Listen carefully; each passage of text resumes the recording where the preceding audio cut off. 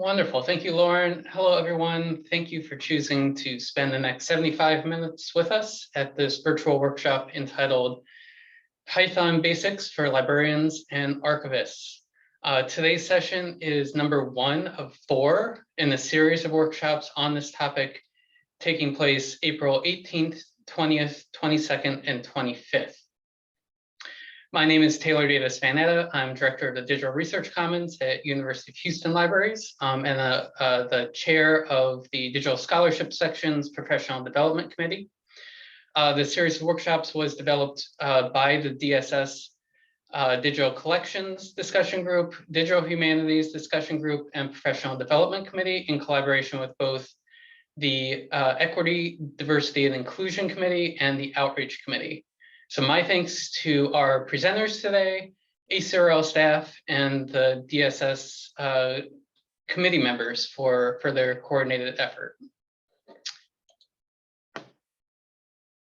In the spirit of encouraging equity, diversity, and inclusion in the DSS committee and beyond, or community and beyond, I will read a brief statement.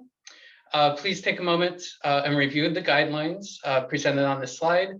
We, the DSS community, agree to frame interactions in DSS activities with these guidelines in mind. We recognize that whenever we engage as a community, we will all make mistakes that may unintentionally harm individuals or groups, but we agree to take responsibility for the results of our words and actions. We expect that all DSS meetings will begin with a brief review of these agreements so that they may become standard in all activities across the section. Next, I will introduce our panelists. Nathan Kelber is the Consulate Education Manager for JSTOR Labs. He leads community education for the Text Analysis Platform Consulate and is the director of the Text Analysis Pedagogy Institute, a national institute funded by the National Endowment for the Humanities.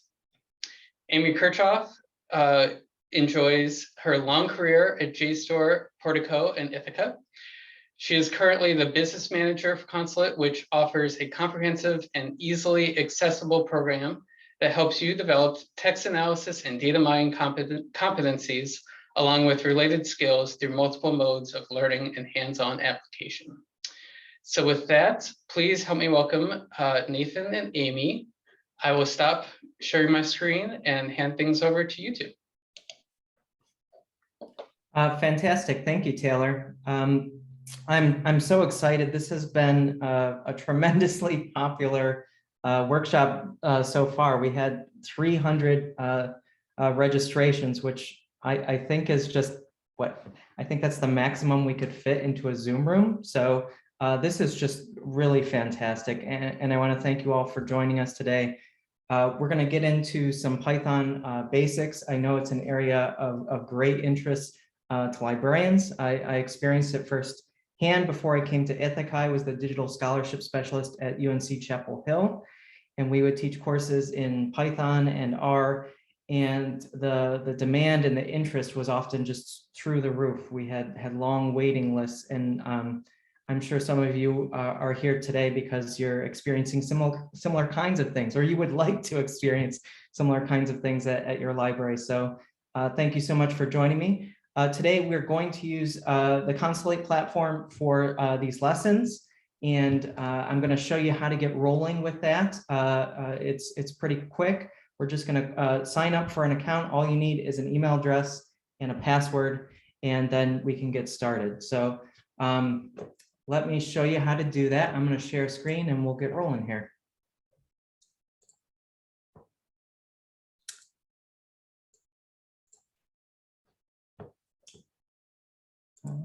Okay, so we're going to go to constellate.org. And then to create your account, you're going to click on Login. You can actually log in with Google if you so choose. That might be a little bit faster, or you can choose to register an account and then just supply an email address and password. Basically, this account is used to store any files you may change or be working with in the environment. that you may want to work on over time. And so it allows us to create a space in the account where you can change your files that you're using either for teaching or research purposes. I'm going to go ahead and log in with my account. Oh, it looks like I'm already logged in, actually. I'm in good shape. I'm going to give folks maybe about 5 minutes. It's a little bit trickier when we have such a large group. Usually I teach in groups of 20 or so. If you have questions, go ahead and throw those in the chat. I'm going to pull that up here as well.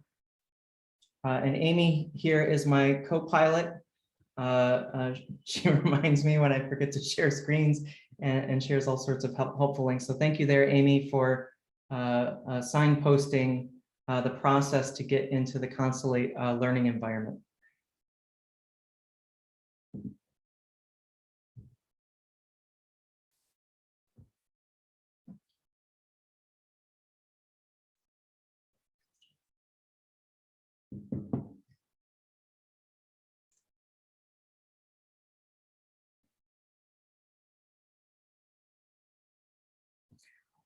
When you're able to log in, you're going to go ahead and click on classes and tutorials, and then we're going to do these 4, well, actually it's 5 classes over the next week together.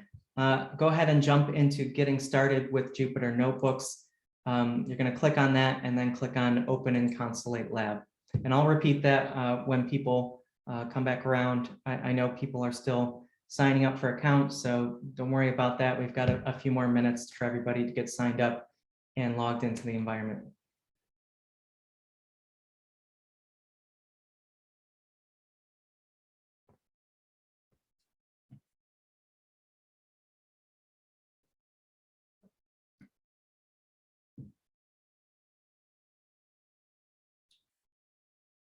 This is what it will look like once you're signed in.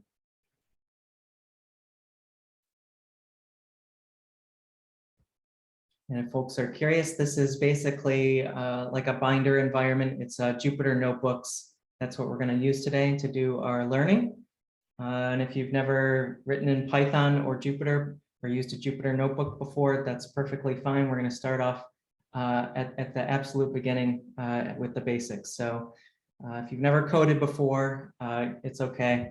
We're going to go through all of this together.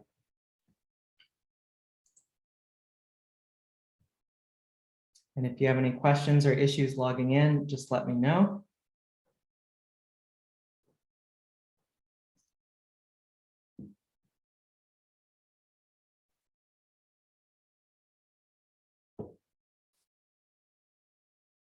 I'm going to give it 2 more minutes.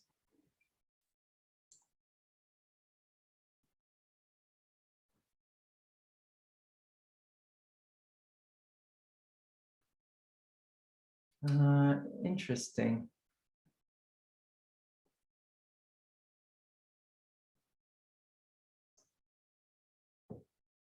Saying a few error messages.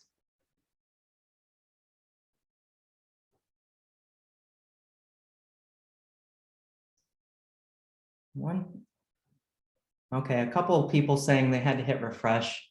So normally this environment is only available to members of Constellate, but we've opened it up for this week and next week to everybody to make it available for these ACRL sessions. Try refreshing and see if that resolves the issue.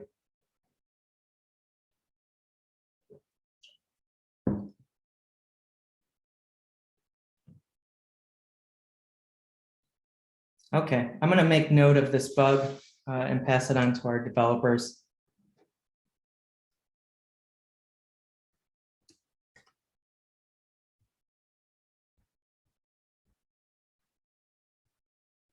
This is actually the first time we have opened up the environment just for this special ACRL event. So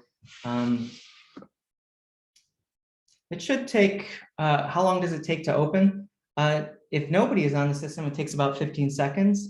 We've actually never tried it at this scale before. How many users do we have today? Over 100, 153. This is going to test. This is going to test our scaling. We'll see. I imagine it shouldn't take any longer than a couple minutes. But it will take some time with this number of users hitting the environment. Basically what happens is as more users hit the environment, it scales up and it auto scales and basically creates more virtual machines. So, but I don't think we've gone quite this high before. I think we've had sessions about 80 before. 155 is quite a lot of people. So thank you for helping us stress test the platform. If you're not in, just be patient. If you've ever taught courses like this before in person on Jupyter Notebooks, you know that kind of the first session is basically setting up everybody's environment on their local machines. And this can often take an hour, hour and a half. It's a quite laborious process, especially because people are on all different kinds of machines. Some people are on Windows machines, some people are on Mac machines, some people are on Chrome machines. And so the fact that we're able to kind of get folks spooled up in the environment in a matter of minutes is quite incredible, as opposed to if we had 150 people and we were all doing all local installations, it would be quite difficult. I think it would take us a few days, honestly. But yeah, my experience at UNC was basically we would spend an hour, hour and a half just getting everybody set up with all the different possibilities between path issues and differences between Mac machines and Windows machines.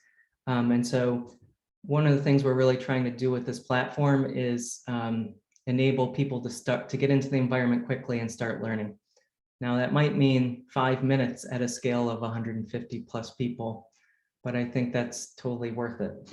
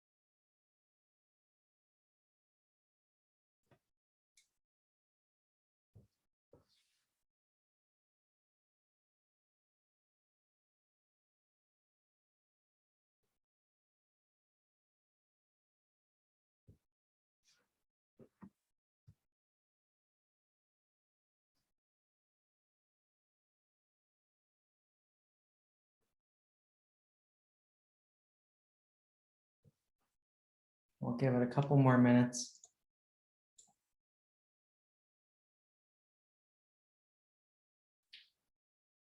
And if you're not able to get in today, and you're willing to kind of troubleshoot with us afterwards, that would be really helpful.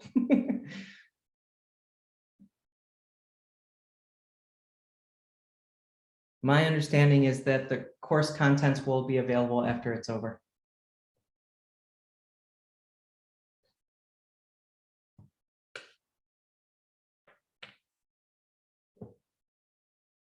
Good, Kelly. I'm glad to hear that. There's hope for those. So once you're able to log in, what I want you to do is go to classes and tutorials, and then you're going to go to getting started with Jupyter Notebooks, and then open in Consulate Lab. And like I said, I'm getting the same message actually, but I know that I have this other session here. Make sure I have a good session. Yep.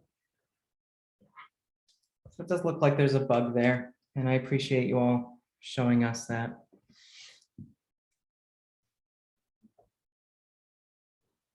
All right, I think we're going to get started. If you haven't been able to log in or if you have issues, you can certainly follow along today. You can try it after the session, and I'd be happy to spend time with you after today's session and kind of work through what the issue may be. But we're going to go ahead and get started. This first notebook is really just getting you started with using a Jupyter notebook, which is what you're looking at now. is a Jupyter Notebook. And this Jupyter Notebook is basically a way to combine explanatory information with code. So if you haven't coded before, you may be familiar with the notion that you can put comments in code, right? But Jupyter Notebooks basically allow you to add a lot more than just notes. They allow you to add images and video and hyperlinks and all sorts of different kinds of materials. And so we're going to get started with this first lesson, which is really just going to introduce you to Jupyter Notebooks. I also have a YouTube video that goes over all this material in case you have troubles loading today or you want to review after today's class. You can click on the video and watch that video, and it will give you all of today's information. So the idea with these Jupyter Notebooks is that basically, like I said, they can combine explanatory information and also ways to run code. In this case, we're going to be running Python today. That's our goal. We could run other kinds of code in these notebooks, but we're going to be working with Python. And when we think about these notebooks, I like to make a comparison to writing an essay. An essay is usually composed of like paragraphs, right? Jupyter Notebooks are composed of cells. And these cells are kind of like individual containers. And there's really two kinds of cells that we should be concerned with. And that is Markdown cells that have all the explanatory content. So text, images, video, other kinds of content like that. And then there's code cells. The code cells have code in them. That's where we run things like Python, and we can start learning our Python coding. And we can distinguish a code cell by the fact that a code cell has a kind of grayish background like this. And then next to a code cell, we're going to see the words in, there'll be a couple brackets and also a colon. So this is a code cell here. It doesn't have any Python code, but it does have a comment inside of it. It starts with this hashtag. When we see a line that starts with a hashtag, that tells us that there is a comment on that line. So this text here, this is a code cell, is just a comment. It's not actual code, but it's just showing us what a code cell would look like. And we're going to write some code in just a moment here when we get started. But I want to introduce what a code cell looks like so you can tell the difference between a code cell and other types of cells. So let's give that a try. We're going to do the traditional thing in programming is you start with a program that writes hello world. And so we're going to do that exercise together. What I'd like you to do is scroll down to this code cell here that says first line, second line. And I'd like you to go ahead and type in print. And then in single quotes or double quotes, type in hello and then space world. So it should look exactly like this. I'm going to zoom in. Nice and big. And then we have two options if we want to run this code. The first and the kind of most obvious is that we can go up to this box here and click run. The second option that we have is that after we click on the code cell, we can go ahead and press shift return or control enter, and that should run the code cell as well.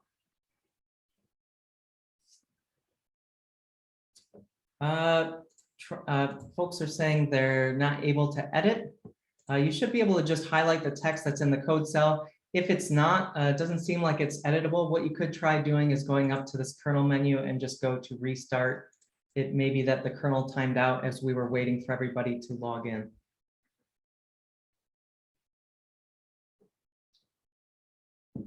It shouldn't time out, but sometimes that happens if your connection's a little bit shaky.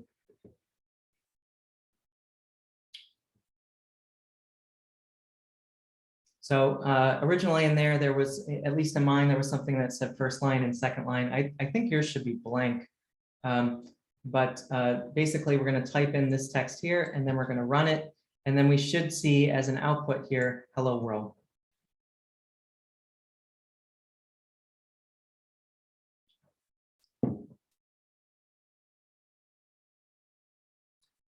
So the kernel menu should be all the way at the top here.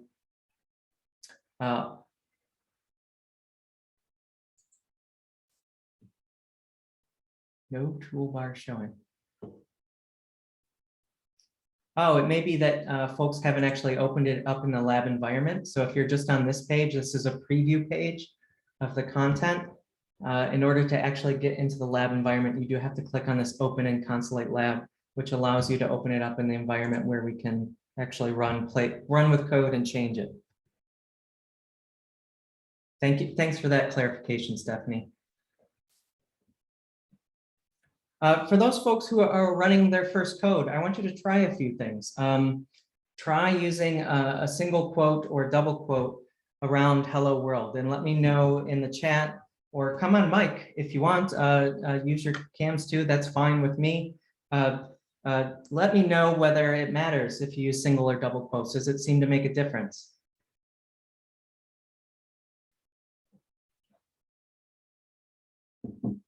Made no difference. No difference. No That's difference. a lot of no difference. That's exactly right. You can use single or double quotes. And Kelly clarifies, doesn't matter as long as they begin and end the same. So you can't use a single quote at the beginning and a double quote at the end. You should, they need to be matching. You need either both single quote at the beginning and end, or double quote at the beginning and the end. You can't use one of each. Try and putting in a comment. I mentioned a moment ago that we can start we can create a comment by using a hashtag. Try inserting a comment into this code cell.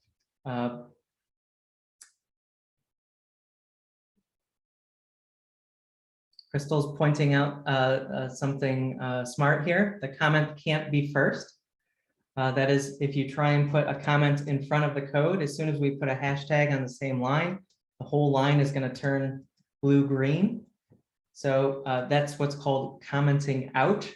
And so in that case, if we ran our code cell, we would not get a hello world back. We would get nothing because there would be no code there to execute. However, we could return that line and put something up top. Like this is my program, and we could put that on a different line. It's just we can't put the hashtag to the left of any code that we want to run. We could put it to the right. So for instance, I could put some comment over here. And one of the indicators we're getting here is the fact that this blue-green color is indicating when something is a comment. And so if I put a hashtag over here on this side, I see it turns blue-green, and that means my code is not running. Instead of these kind of Christmas colors over here, this green and red, it all gets commented out. And so we want to be careful about where we put those hashtags with the comment. All right, let's try this next code cell here. We don't need to know all the details. In fact, by the end of our Python Basics lessons together, you'll understand exactly what's happening in this code cell. But let me tell you kind of basically what's going to happen. We're going to print just like we did a moment ago, and it's going to say waiting 5 seconds. Then we're going to import this time module, and all it's going to do is wait 5 seconds. So we're putting in this 5 here, and we can make it work, wait 10 seconds if we wanted by putting in a different number. But then after 5 seconds, it's just going to print done. And my intention here is not for you to understand all the code. What I want to demonstrate actually is what happens while the code is running. And so while the code is running, you're going to see in these brackets over here an asterisk or a star. And that asterisk is basically saying the code is running. Wait a moment for the code to finish executing. When the code has finished executing, this is going to turn into a number, saying essentially that this code has completed. So go ahead and you can run it multiple times if you so choose, and you can just see this asterisk and that indicator. And the reason I do that is because sometimes we may run code that runs for quite a while. It could take minutes to be analyzing millions of pieces of data. And so if the code needs to do a lot of things, it's helpful to know if it's still running. And that asterisk tells you the code is still running in the background. Give it a moment, and eventually it'll finish running. Now, if it's been a really long time, you might start to look for a bug in some of the code that you wrote, or you might start to try and optimize some of the code you've written to make it run a little bit faster. But in this case, we can see what happens while the code is running. We get this asterisk, and then when it's finished running, we get the number. Now, what if we wanted to create a cell? If we want to create a cell, first of all, we have to select where we want it to go. I'm going to select this code cell here. I can tell that it's been selected because there's a blue bar here on the left-hand side. And I'm going to basically create a cell right under it. And to do that, I just go up to this plus symbol up here, and I go ahead and click on the plus symbol, and it's going to insert the cell below. If you're curious about what any of these buttons do, you can also hover over a button, and eventually a tooltip, a tiny little piece of text will appear, and that will explain to you kind of what that button does. So in this case, a new cell has been created here. I can tell it's a code cell because it's got a gray background, and it's got the word in here on the left with 2 brackets. If I wanted to change this into a markdown cell, I would just simply select the cell, and I would go to this menu up here that says code, and I would change it to markdown. And now it's still a gray background here because it's an editor window, but it is a markdown cell. And so I could type in any text that I wanted to appear in my markdown cell. And then you can see there's a preview of what's going to be there actually underneath this gray cell. And if I want my editor window, this kind of gray background, to disappear and only see the markdown cell, only see the text that's coming out of it, then essentially I would run it just like any other cell. I'm going to use shift return here. And you can see the editor window has now collapsed. And now we see just the text here. And if I wanted to edit that text, then I would just double click on it. And you see the editor view comes back up. I can then type in more things into this, and then I can edit it and run the cell, and the editor disappears again.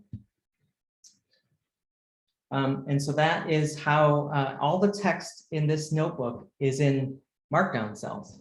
Everything you're reading that I've written in this notebook as background is actually written in markdown cells. And I'll talk a little bit about what that is at the end, even though it's not the focus of our lesson. We're focusing on Python. I'll talk a little bit about what markdown is if you haven't encountered that before. But that's basically the gist. Is everything in the notebook is composed either of code cells in Python or in markdown cells that are kind of giving explanatory text alongside of the code that's being run. If we wanted to delete a cell, so if I wanted to delete a cell, I can click on the cell in question. I can tell it's highlighted because there's a box around it. I've got this little blue highlighting over here to the left.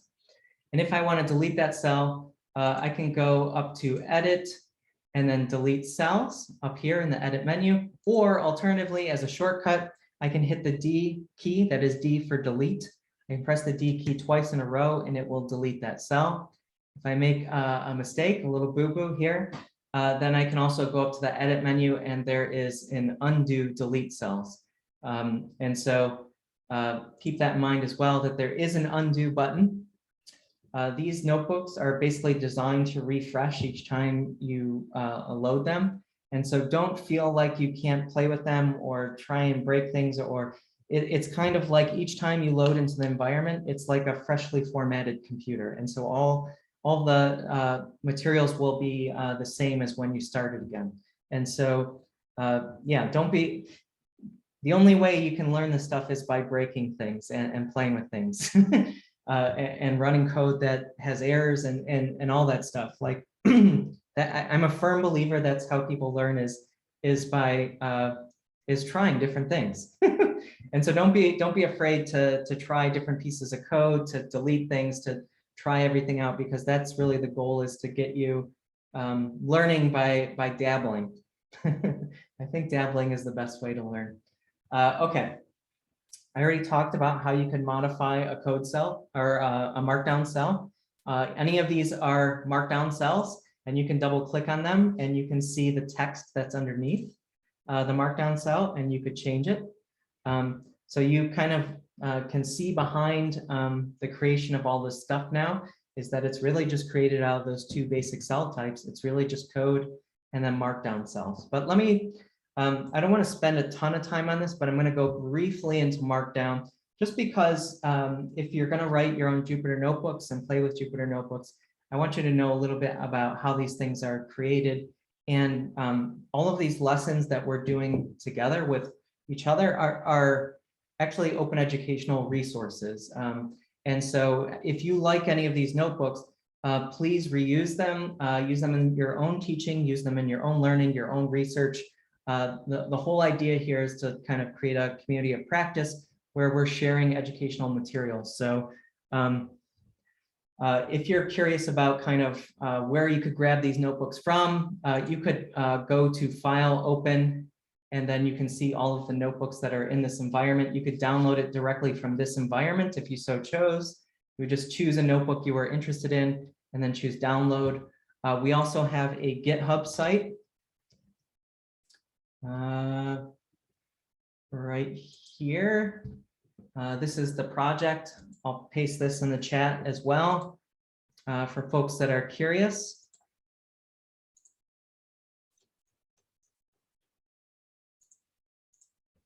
This is all of our notebooks, and there's a lot more than just Python basics in there, are available there. They're all open educational resources that are available for teaching and learning. Most of them are focused on text analysis, but there's a fair amount of basic Python skills in there. So let's talk a little bit about Markdown.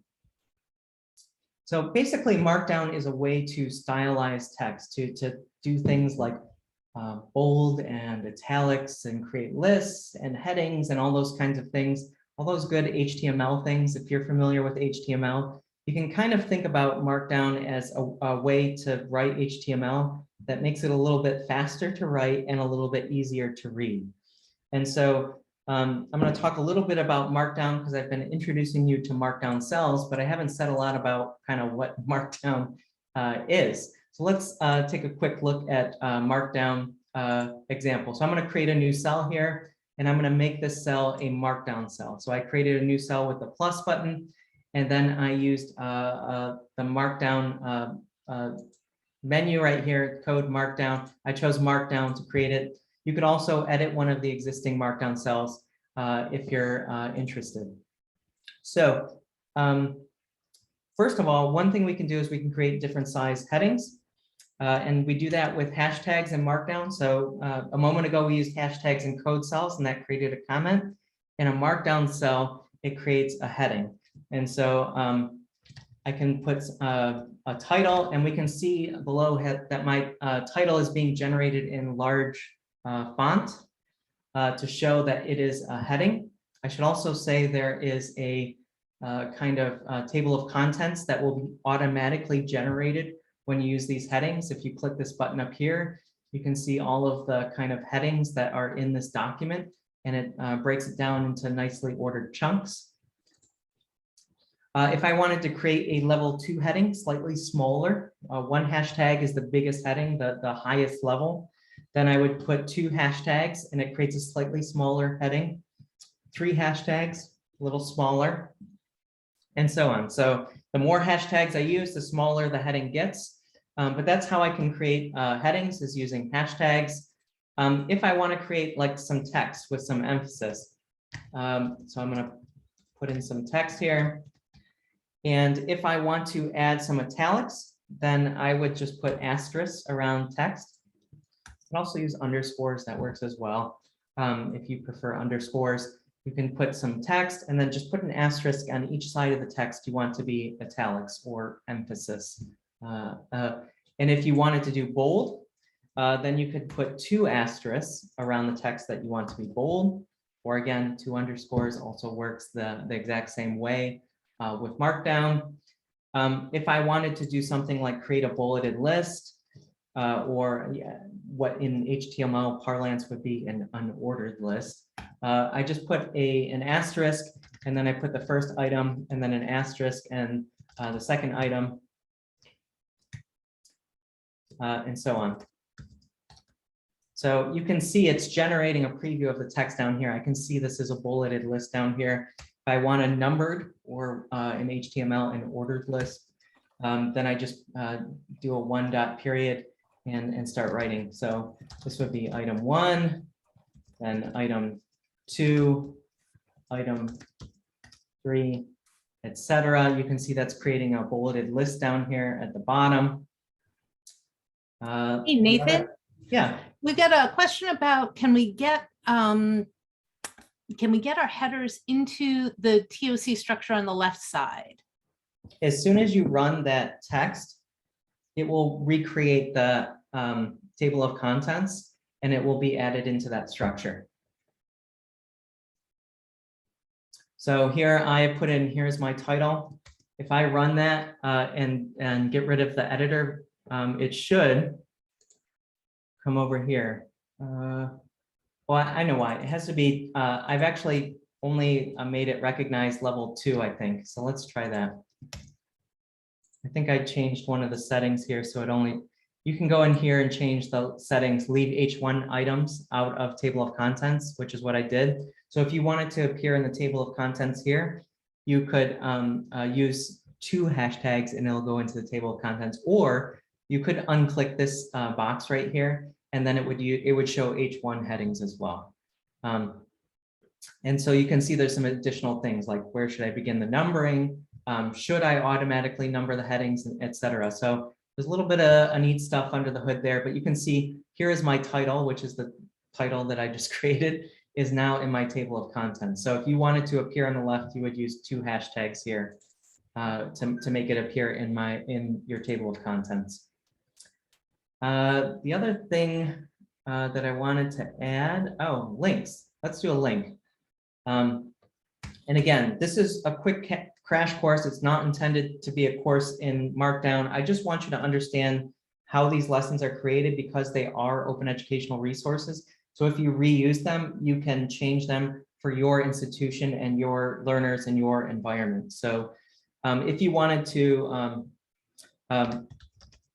create a link, you could do something like this, check out Constellate, and then I could do like a bracket on each side. And so you put a bracket around the text you want to be the link, and then inside you put the link where that link is going to go. So it would be something like this, and then parentheses. So the hard brackets go around the text that is the link, and then the parentheses go around the text that is the URL that is going to be linked out to. So then if I click on this button, it will go to the URL in question. If I wanted to do an image, I would need to have that image hosted somewhere. I'm just going to grab this link to where this image is hosted, and I'll show you what that looks like. If I want to add an image, it's almost the same as adding a link, except I use an exclamation point, square brackets. In the square brackets, for accessibility purposes, we always create a description of what the image is for screen readers and so on. So in this case, we have a red JSTOR logo. And that's just making sure that when somebody, if somebody can't see the image, it can be read back what the image is. And so there's a description, and then after that, in parentheses, we put the URL where that image is being stored, basically, and loaded from. So it's almost exactly the same as the link, except it starts with an exclamation point, and then we have a description here for accessibility purposes. And so when I run that, I will get a JSTOR image here at the bottom. One other thing I'll share is you can do like a horizontal rule, which is just a line. If you want to separate some text, you can do this horizontal rule. You can do it with all dashes or all asterisks or all underscores, but it creates this line right here under the image that I just put in there. This horizontal rule is just a line. It's a dividing line. And I don't want to go too deep into this because that's not the point of our lesson, but I just wanted you to have an idea of how these things are created so you can reuse them for your own purposes. Like I said, this is all Creative Commons, CC BY, copy left. And so please feel free to use these lessons for your own purposes, and know that I'm also always updating these lessons and making them better. That's my job. So also, if there are things you want to see in the lessons and ways that I can improve them, let me know, and I'll add more content. We're doing Python Basics 1 through 4. Just in the last week, I created a Python Basics 5. And so this content is growing all of the time. So I want you to know that's available because it could be useful. So you don't have to write all this stuff. You can take what I've created, and maybe you don't like everything, but maybe you're like, there's some good stuff here. And you take, 75% of it, and then you add in whatever other things you want to add in. But that's all I want to do for Python for getting started with Jupyter Notebooks. We're going to jump into Python Basics 1 and get started there. So the easiest way would just be to click on this link that says Python Basics 1. That will open up the new environment with the new kind of tab, and we'll be in Python Basics 1. If you want to look behind the scenes a little bit and understand the structure of what's happening in the file system level, you can go to File and then Open. And you can see all of the notebooks that I've been working on over the past couple of years. And there's a lot of materials focused on that are of interest to libraries and to faculty and to researchers. Teaching and learning is the primary focus of the Constellate platform. So all of these notebooks are focused on teaching and learning in some capacity. And you can see here that this little Python Basics 1 notebook is green, which means it's been opened up and it's running in another tab. When I say a Jupyter notebook, really a Jupyter notebook is just a file. It's a file with the extension .ipynb. It uses basically plain text, and you could open it on your local machine if you so chose. Ideally, you would want to have something installed on your own machine, like a Jupyter Notebooks or something like that, or some type of IDE or code editor to begin working with it. But it's just it's a plain text file. It's a .ipynb file. That's what a Jupyter Notebook is at its fundamental basics. This is all very open in terms of its accessibility. There's nothing secret or there's no secret sauce here. It's an open standard for doing this kind of work. Okay, so we're going to jump into Python Basics 1. I'm going to tell you ahead of time. Normally, I run these sessions over about 90 minutes. We're not quite going to go that far today. We have 5 minutes slotted. So there's going to be a little bit of leftover time, and that's actually intentional. That is, the most important thing you can do if you want to pick up Python, the most important thing you can do is spend some time writing Python and spend some time specifically writing on your own. And so the advice I usually give when I'm teaching these lessons is very easy just to watch me write the code and run the code and then feel like you're getting it and you're learning it. But the thing that will actually make you learn it is getting your hands on the keyboard and you writing the code, and most importantly, you making the mistakes for code that doesn't work. And so you really need to do that. So oftentimes what I'll say is, you may want to just minimize my window, get me out of the way. You can listen to my voice and I'll guide you through, or put me in the corner. But the idea here is the more time you have on the keyboard, the better off you'll be. And so in having a little bit of space, a little bit of the lesson left over, I want you to complete the lesson on your own. And ideally, next time, if you have questions, bring them and we'll take a look at those right at the beginning of the class next time. But the most important thing is that kind of practice. And I have a few things that you can try out and practice after each lesson. That is, I expect you not just to like spend the 75 minutes with me, but like spend some time tomorrow, Tuesday, going over the lesson, trying things out, experimenting, coming up with any questions you may have, Googling around and learning little tricks and things, and so on. But the thing that is going to build your abilities the most is you writing, not just you watching me. Because if you just watch me, I've already made all the mistakes. I still make mistakes and I continue to make mistakes every day, but I've made a lot of the basic ones at least already. And so I don't make a lot of the basic mistakes. Sometimes I show them because I see a lot of people make the same mistakes when they start. But if you just watch me, you'll have a false sense of like, oh, I got this. And then when you go to write the code, it'll be more difficult. So please do take some time and practice, like playing guitar or lifting weights. It's one of those things where the practice is really what's going to build your abilities. I'm going to assume that you know a little bit about Python and why you would pick it. Another great choice if you're doing text analysis or data work is R. But we're going to focus on Python. And these are some of the reasons why I think Python is a great choice. It's widely adopted in the digital humanities and data science. It's regarded as an easy to learn language. It has a kind of widespread support for working with numerical and textual data. And it's a highly desirable skills for employers in the academic world, in nonprofits, and in the private sector as well. So I've talked a little bit about making mistakes, super important. Let's jump into some Python. The simplest version of Python is really writing a basic expression. And an expression here just means like a mathematical statement. So we're going to start with something simple like 1 + 1. You're going to type in your code cell something like 1 + 1. I like to put a space in between. It will not change the way the code runs if there's no space. It's one of those neatness things. Like, I think the neatness really matters. I'm an English major. My PhD is in English.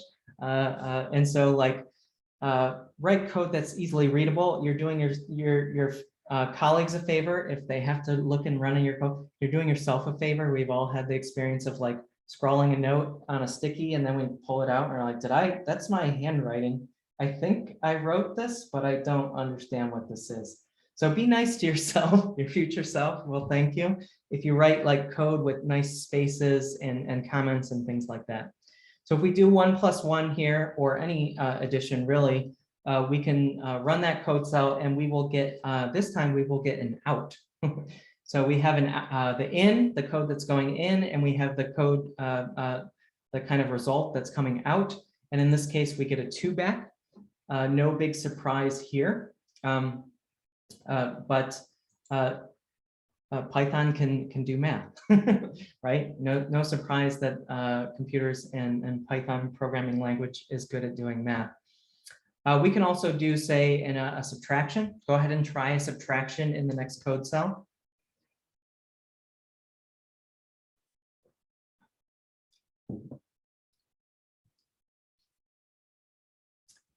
So I'm going to do 3 space and then minus and then 1. And I get back a 2. So we see that obviously Python can do subtraction as well. If we want to do multiplication, the way I learned it in grade school, you got it like a little X symbol. I'm sure there's a name for it. It's not actually an X, it's like a different symbol. But the way that we actually do it in Python is not with the X symbol, we do it with an asterisk. So 2 times 2 would be written 2 * 2. So go ahead and try that in the next cell. It doesn't have to be 2 times 2, it can be something else, 2 times 5, or really any number. Python should be able to handle it with aplomb. So in this case, I have 2 times 5, and I get back 10. If we want to do division, I'll do a whole division here. If I say want to do 10 divided by 5, I'm going to use a slash, just like this. And that's going to give me back a 2. We can also combine them. That is, we can add in addition and subtraction and division, multiplication. We can put them all in one line if we so choose. And if you are curious about the way that those would be evaluated, you have to go back to that grade school math thing. PEMDAS, or please excuse my dear Aunt Sally, or something like that. And if you're a humanities person like my background, and you're like, oh my God, don't make me do PEMDAS, like that's too much. In practice, the way I always try and write my code is with parentheses, so there's no confusion about the order. Like if people are using PEMDAS to like read your code and figure out how it's going to execute, you are writing sloppy code. I'm sorry. That's the way I feel. So like it should be abundantly clear. You should use parentheses to make clear what you want to happen. So if you have something like 10 + 5, and then you want to multiply that by 2, like use parentheses, make it clear for the reader kind of the order that things should happen in. I always use parentheses. You'll see I try to make everything abundantly clear, not just because I'm teaching, but because I think that that's the way that code should be written so that it's clear for other people that may see your code and use it, and also for yourself, because I've definitely written things and I get mad at myself when I'm like, Nathan, you failed me here. Like, you wrote code that's not clear, and don't do that to me. Don't do that to yourself. Be as clear as you can. But if you want to know technically how it's evaluated, you would use pandas. That's how you would do it. Parentheses, exponents, multiplication and division, addition and subtraction, so on. We're not going to go into that because we're going to write clear code. But that's how it would be evaluated. So I've mentioned the operators addition, I've mentioned the operator subtraction, multiplication, division, a couple more that I'll just mention here. You can do modulus or modulo, and that's just remainder. So if we have something like 34 and we do modulo 6, 6 is going to go into 34 5 times, and that would give us 30, and there will be 4 left over. So the evaluation on that is going to be 4. It's going to give us just the remainder. We can also do exponent, which is just 2 asterisks in a row instead of just 1 single asterisk, which is multiplication. So go ahead and I'll give you a moment here. Go ahead and play with these a little bit and try them out.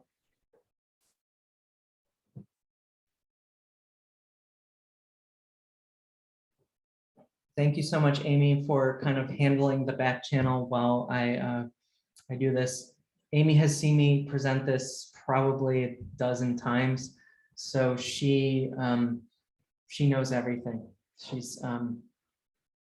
She is just as knowledgeable in this Python Basics one as I am, I think, at this point.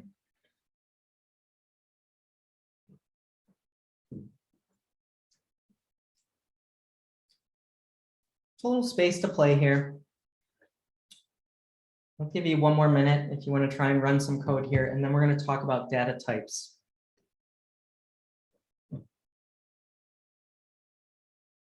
Annabelle asked a question, why does the out only provide the last calculation and not all of them? Basically, in these Jupyter Notebooks, there's something that automatically prints the final output.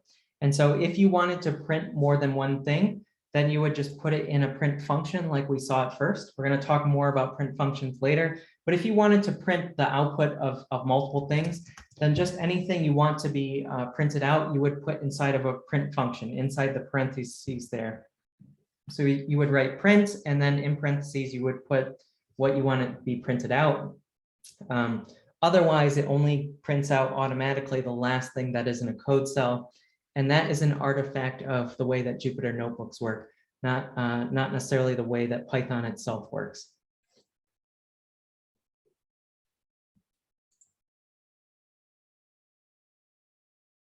It's a great question.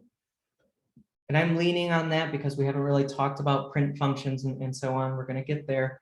I'm leaning on some shortcuts right now for just kind of showing you what Python is doing. But that's just to say, if you want to print out multiple things, then you may have to write a print function for each thing you want to come out of your code cell.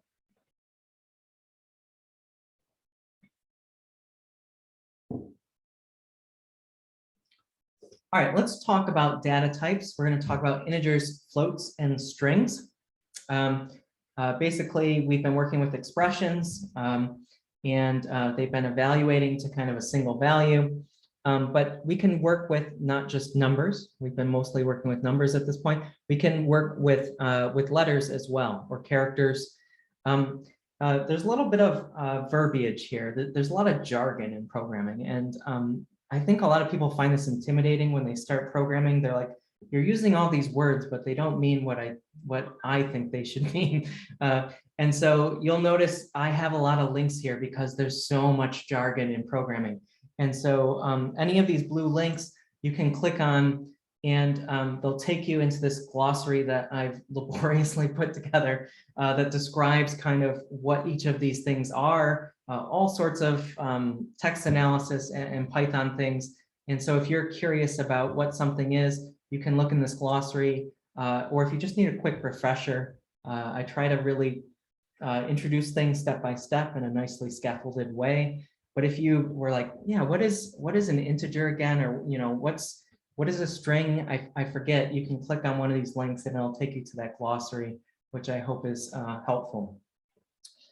So basically, when we're working with numbers, we can think of two kinds of numbers. There are integer numbers, which are just what we would call whole numbers.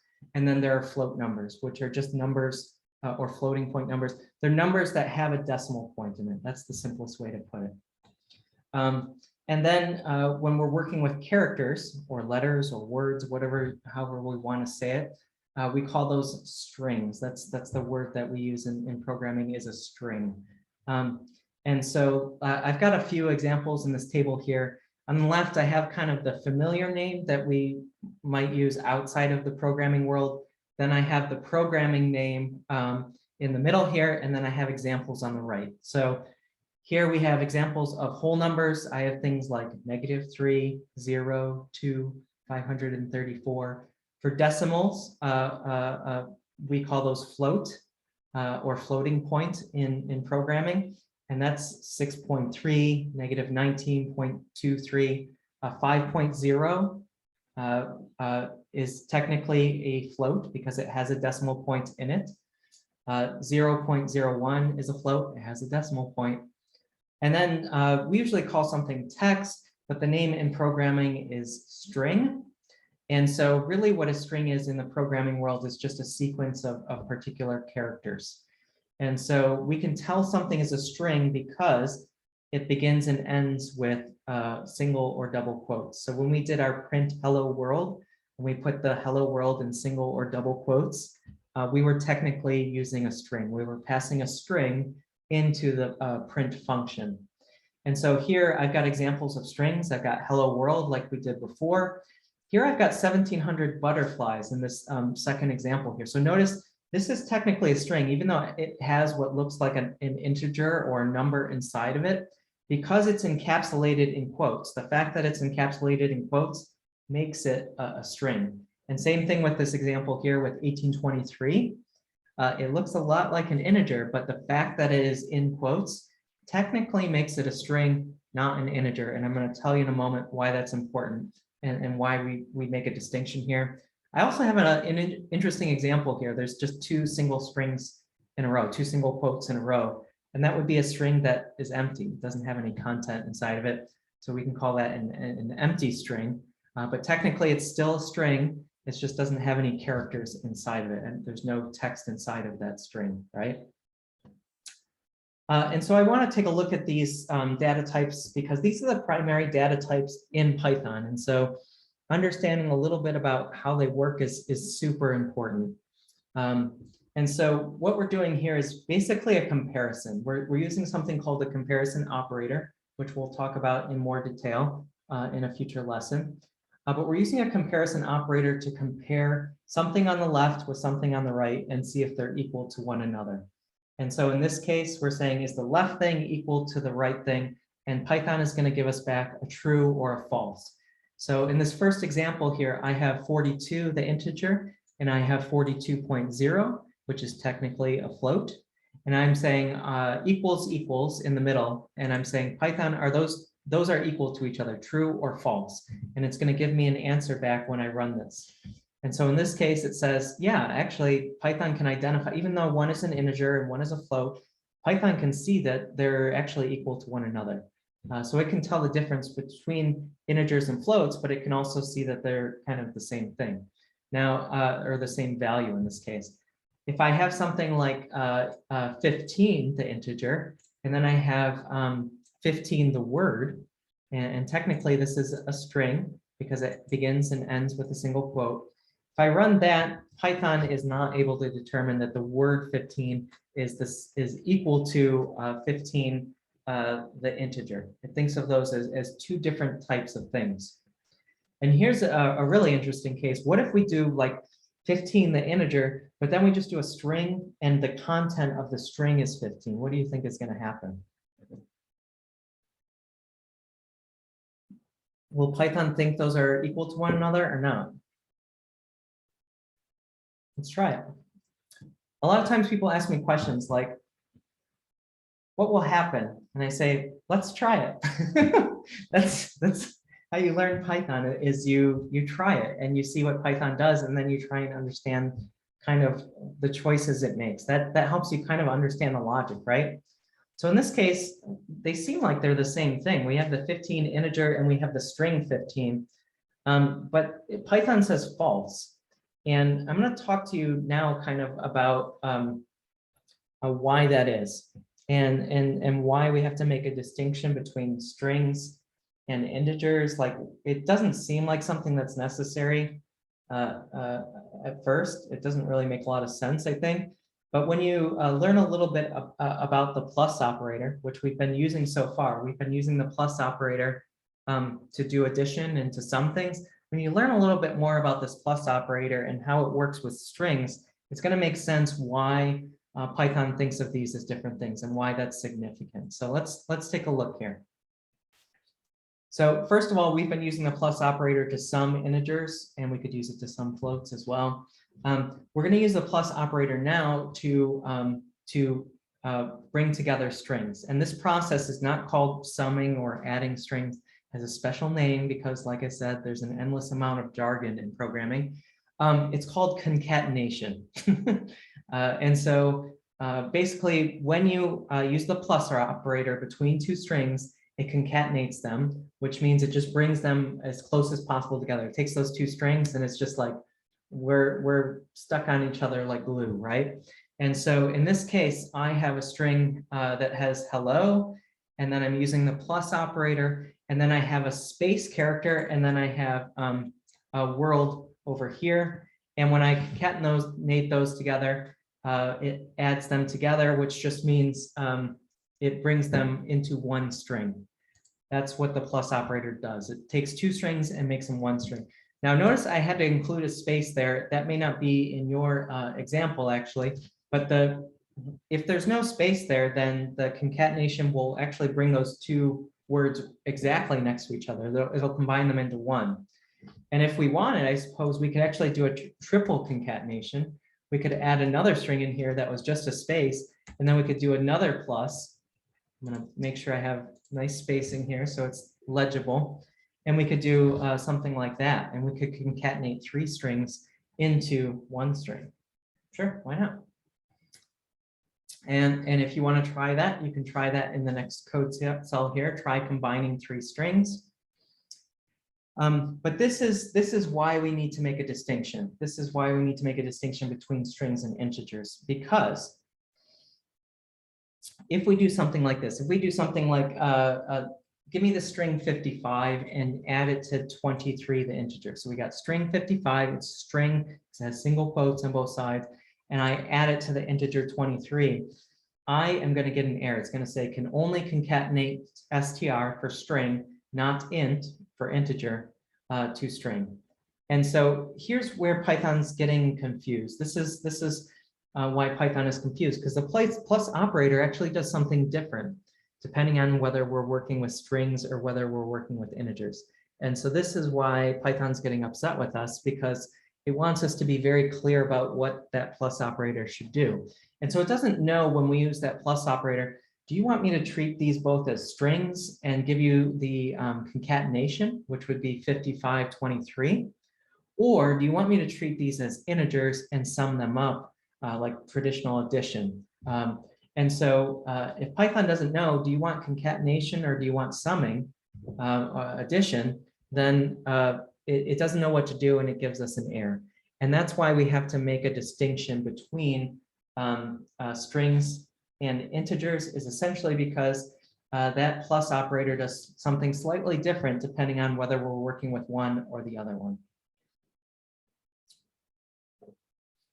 Now, you can multiply a string by an integer, which I find very confusing, but I'm going to mention it here because there's an example later on that you're going to run into, a special challenge at the end of this lesson. And something like this might happen. This may be a little bit of foreshadowing. And so I'm just going to tell you, something could happen where you could have a string like hello, and you could multiply it by 5, which makes no sense really. But what happens is then it concatenates 5 hello strings. That's the result. And so we get one like mega string that's just hello, hello, hello, hello, hello. And this is an easy mistake to make sometimes with code. And so it may happen at some point when you see some code and you're like, that's weird. It's just like repeating the string. I don't know what's happening here. It may happen to you at some point. So just know that it is a possibility to have strings be multiplied, and that's what the result would be. We've got about 10 minutes left. I am going to go through, this. I'm going to go through this variable section, this beginning variable section, and then I'm going to leave the rest up to you. At the end of class, I am going to hang out, and if folks have questions, you're welcome to ask questions and so on. But I'm just going to preface this now since we're 10 minutes out. There is a little challenge here at the bottom. See if you can complete this challenge. Maybe I'll do it on Wednesday. We can do it together and check it out. There's also like a little quiz here. It's like it's a Google form quiz. And I'm not grading you all, obviously, but it's an opportunity just to check for knowledge and check and see if you got it. There's a couple of tricky questions. So if you don't get them all, don't feel bad. There's a couple of tricky ones. I'm going to warn you right now. There's a couple of tricky ones. And but take the quiz, do this last challenge. And that is a kind of good opportunity to make sure that you've gotten all the material from today. Now let's do variables and we'll close out the class with that. And then I'll have you before Wednesday, just come back in at some point and finish off this lesson. Again, there's also a video material that goes through everything in this lesson. And so we'll have that available as well. So let's talk about variables. So far, we've been doing expressions and we can kind of get things to evaluate, but we can't like store any information in any kind of way. And we can think in the most simplistic terms as a variable is like a container or a box that we store information in. This is oversimplifying. It's a little bit more complicated than that for my programmer folks in the background that are giving me the, well, actually, it's a little bit more complicated than that. But I think from a beginner's perspective, it's very helpful to think of this as just like you're taking some information and you're storing it in a variable. And what can we store in it? 3 of the things we can store are integers, floats, and strings. We can store more than that, but so far we've learned about integers, floats, and strings, so we can at least store those things, okay? And so to create a variable, we do what's called an assignment statement, or sometimes we call it initializing a variable. Again, more jargon, but we have links here so we can look those up if we need to remember. But the assignment statement is just like you name the variable, you give it a name, and we'll talk a little bit about kind of how you might do that. And then there's an equal sign, just one equal sign. It's very important that you only use one equal sign, and then we give it a value, whether that be a string, a float, or an integer, or what have you. So in this case, I have an assignment statement. I'm going to call my variable new integer variable. I'm going to set the value to an integer of 5. And then I'm just going to return new integer variable plus 22. And so we should get back 27. And so in this case, the value in new integer variable is 5. We're adding it to the 22 and we're getting back the value 27. And so that has allowed us to store a piece of information, an integer inside of a variable. Now, if we want to change what's stored inside of there, then we can do a new assignment statement. That's one way to change it. So we could do something like this. We could create a variable called my favorite number and then give it a value of equal to 7. And then we can do a new assignment statement where we set the value equal to 9. That would change what's inside of that variable. And then here I'm just returning that value. Alternatively, I could write in here print like that. It's going to give me the same thing back. And so I'm going to get back a value of 9. Now, what do you think is going to happen if I comment out the second line? Remember, commenting out turns blue-green, means that line of code doesn't run. Y'all got this. I see a lot of 7s in the chat. Great. So when I run that, the second assignment statement does not happen. I get back a 7. The other thing we can do with a variable is not just do a new assignment statement, but we can assign based on the old value of a variable. So in this example here, I have cats in house equals 1. Everybody who has a cat knows they tend to multiply. And so I can say the second assignment statement here is cats in house equals the new value of cats in house equals the old value of cats in house plus 2. And then I'm returning the value of cats in house. So that should give me 3 back. Now I want to caution you here because you may want to think of, you may be thinking of it this way. You may look at this second line and you're like, this is really confusing. Like, how can the thing on the right be bigger than the thing on the left? When I took algebra in grade school, they told us the thing on the left always has to be equal to the thing on the right. This is not an algebraic equation. We're not doing, this is not algebra here. We're doing an assignment statement. And so don't think about it like we're doing an equation and the thing on the left has to be equal to the thing on the right. That's not what's happening. What's happening right here is an assignment statement. It's setting the value of a variable. And so the way you should read the second line is the new value of cats in the house, cats in house, is equal to the old value of cats in house plus 2 more. That's the way you should read it. You shouldn't think about it like algebra, left and right are equal. You should say the new value is equal to the old value plus 2 more. That's the way to read the line and to understand what's happening there. So there may be a little bit of untraining there as you kind of grapple with that. There was for me when I first looked at an assignment statement like that. For those who really want to make their code really concise and short, you can also write it like this. We can do cats in house plus equals 2. It's going to be the exact same thing as this line right here. It's just a shorter way of writing it. You can write it that way. I always show people this because when you look in other people's code, you're going to see stuff like this. And so I want to make you aware of kind of like what that construction means, because it's confusing the first time you see it. When you see this plus equals like this, it's just saying the new value of cats in house is equal to the old value of cats in house plus 2 more. And you'll notice here that we actually got 5. That is the value that is stored in a variable is saved between cells.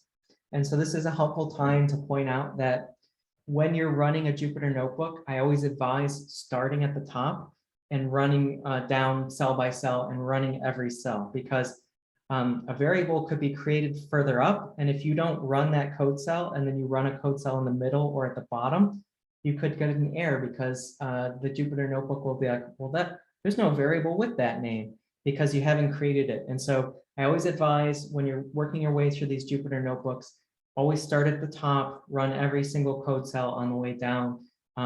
There's even a way in the menu here where you can go to cell and then run all, and it will run every cell in the notebook. But if you start running cells out of order, you can get yourself into trouble. And if you do find yourself like, I just want to clear everything out, you can go up to cell here and you can go to all output and then clear. And it will clear all of the outputs and all of this, every code cell that has been run, all of the outputs will be cleared out. And that will essentially kind of reset the notebook. And so whenever I teach a class, I always try to reset everything that's in the notebook before I start the class. So the notebook is nice and clean and people can see each piece of code as it runs. The example here is just showing that we can set a variable, we can put a string inside of a variable. And so I've created a new string variable here called hello space. And then I'm just doing a plus operator, in this case with strings. We're going to do concatenation, and it is going to concatenate or bring those two variables together. Jasmine asked a question about underscores and spaces. This next section here is going to talk about how you should name variables and the fact that they should be descriptive, and kind of there's some stylistic things here about what's a good practice for naming variables. And then there's also some hard and fast rules, like if you name your variable this way, it'll break the code. And so we're at time. We have 75 minutes. We're at 74 minutes. So I'm actually going to stop here And what I want you to do is just complete out the rest of this lesson. You don't have to do it right now, but complete it before Wednesday, before we have our next class on Wednesday. Get some keyboard time in, get some practice in. If you get befuddled or stumped, save that, work through it if you can. Google around, you'll find some answers out there. Watch my video where I go through all of this and just fast forward that YouTube video to the appropriate section. If you're really befuddled, wait till Wednesday, bring that at the beginning of class and I'll answer questions then if people really get stumped. Take that little quiz at the end and that should help you along as well. Next time, we're going to jump right into Python Basics 2, and that will have additional challenges and things along the way for you to practice your skills. But I just want to thank ACRL for having us join today, and I want to thank you all for joining us for this class. I'm really excited for this series. I think it's going to be fantastic, and yeah, I'm excited to work with you all. If you do have questions, I'll also drop in my name here in the chat, or my email address. You can drop me questions there. My email address, nathan.kelber@ithaca.org. I will be here for, if folks want to hang out and ask questions, that's great. I'll stay here and answer questions. But otherwise, thank you so much for joining us. We'll see you on Wednesday. Make sure you're signed up on Wednesday. It's actually a separate sign up for each day. So if you haven't signed up for Wednesday, make sure you've got that on your calendar in your Zoom invites. I just want to caution you against that. So make sure you're signed up for Wednesday. I'll see you then. And then bye, folks that need to go. If you have additional questions, I'll stay and hang out and answer as many things as I can. Thank you. Bye, folks.